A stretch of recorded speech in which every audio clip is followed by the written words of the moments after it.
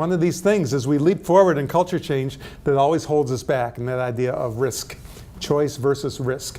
So I'm hoping to give you some perspectives on that today. BPSD, here we go again. And I agree with Dan that the really problematic thing here is this idea that people's expressions are symptoms of dementia. And that's true. If you think it's a symptom of disease, you're going to use a pill. It actually, I think this was meant to help people with other interventions. But the truth is it's created a slippery slope to drug use. I think that the biggest barrier to reducing antipsychotics has been the BPSD framework that we are all taught to use, because it teaches us and people are doing it because their brain's diseased. It ignores all these other factors, and it pathologizes normal expressions.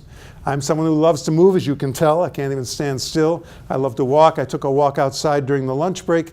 Put me in a place with a locked door and find out how long it takes me to get restless.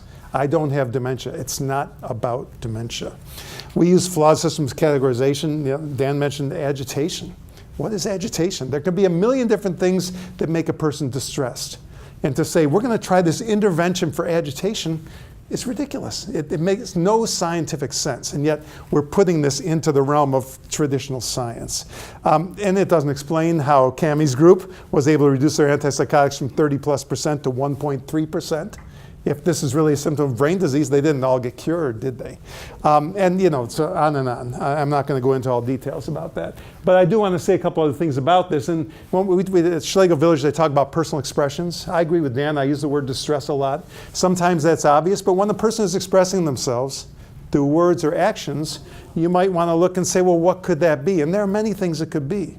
Some of it is distress, some of it isn't. It could be due to unmet needs, and I tend to look at it often as challenges to these domains of well-being. It could be sensory challenges, which we heard about from Agnes this morning. It could be just a new communication pathway. Sherry and I talked a lot about that in the past. The person doesn't use words anymore. This is how they express, as Dan's saying, someone pushes you away, they're giving you a choice. They're telling you something that we have to listen to. New methods of interpreting or problem solving. I remember a story from Cameron Camp where a woman would wake up in the nursing home, and every time she woke up, she'd yell her daughter's name, Linda, Linda, Linda. And every time a team member would come in and say, Linda's not here, what can I do for you? And the woman would ask her, and they would take care of it. And after days and days of this, finally a nurse went in the room when she yelled it out, and she said, Linda doesn't live here.